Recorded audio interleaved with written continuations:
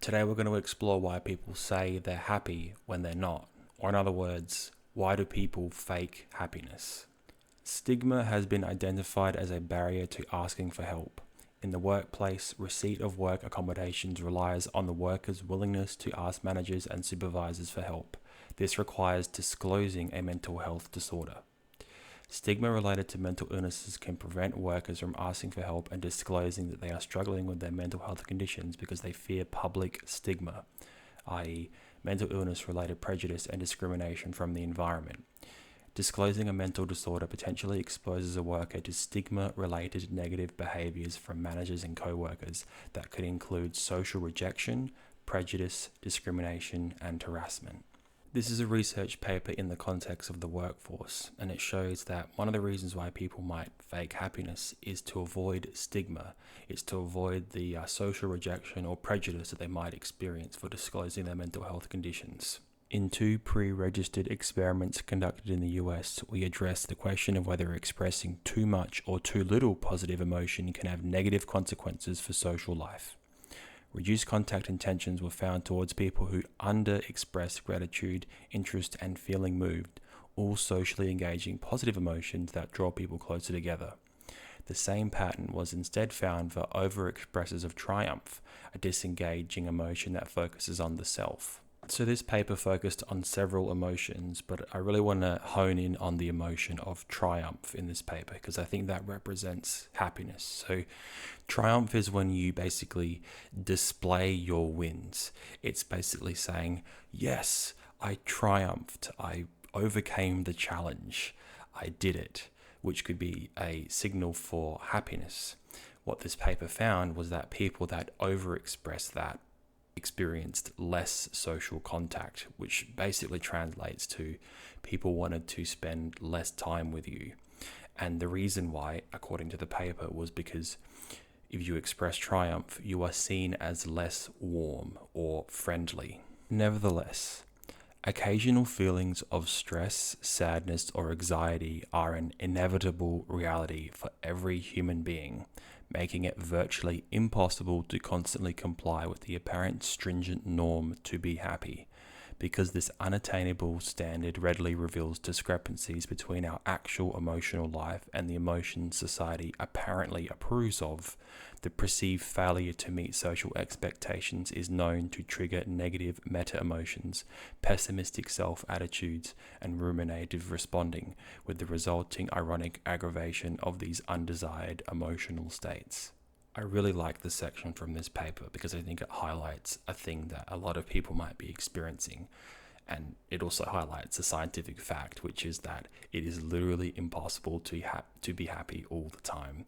And society constantly pressures individuals to feel happy and makes there basically virtually no room for negative emotions. And if a person displays those negative emotions in a society that constantly expects them to present as happy, they experience basically stigma or meta emotions and negative self-evaluations. Or in other words, am I a bad person for feeling unhappy?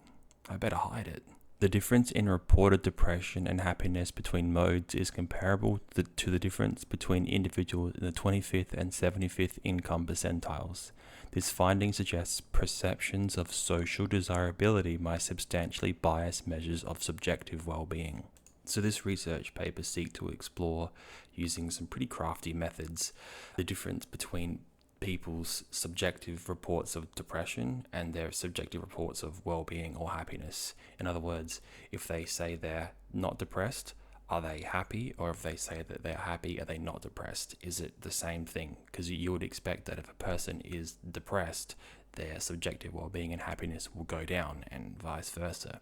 And what this study found was that that correlation didn't happen, suggesting that things like social desirability, once again, may be hindering the actual accurate reports of depression and happiness. Emotional suppression has been associated with generally negative social consequences. A cultural perspective suggests, however, that these consequences may be moderated by cultural values. We tested this hypothesis in a two-part study and found that for Americans holding Western European values, habitual suppression was associated with self-protective goals and negative emotion.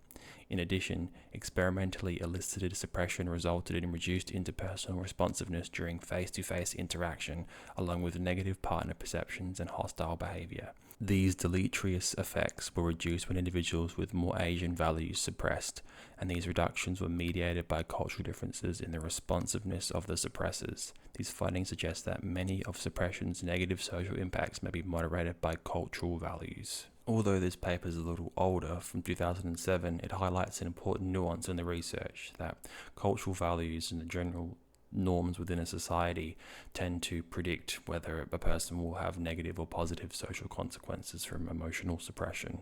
Stigma related to mental disorders or mental health services is regarded as a main reason for insufficient help seeking. This analysis highlights the potential of expressions of happiness to elicit social rewards, induce positive emotions in others, and shape favorable perceptions and promote social cohesion. The review shows that expressions of happiness can significantly enhance an individual's social fitness in contemporary society. The contemporary societal pressure to appear happy is also discussed. This can lead to dissonance between authentic emotional experiences and emotional expressions.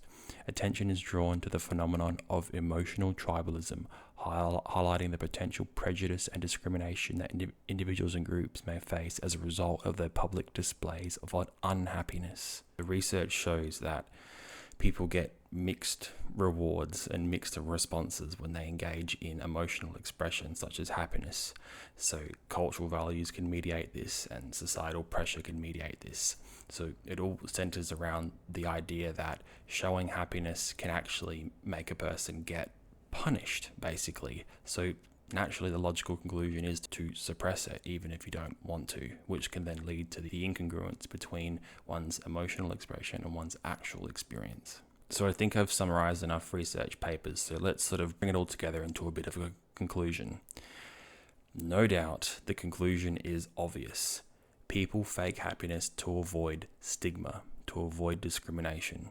People reduce their emotional expression in order to make sure that they don't get societal consequences and to meet perceived societal pressure and demands. In psychology, this is called impression management. People manage how other people impression them to basically elicit societal reward, make sure they can stay within the group, and that they don't basically get stigmatized and excluded. So basically,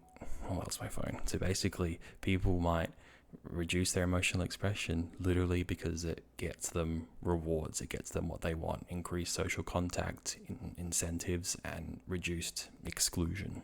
I hope you found this video useful and interesting. Thank you for watching and subscribe for more.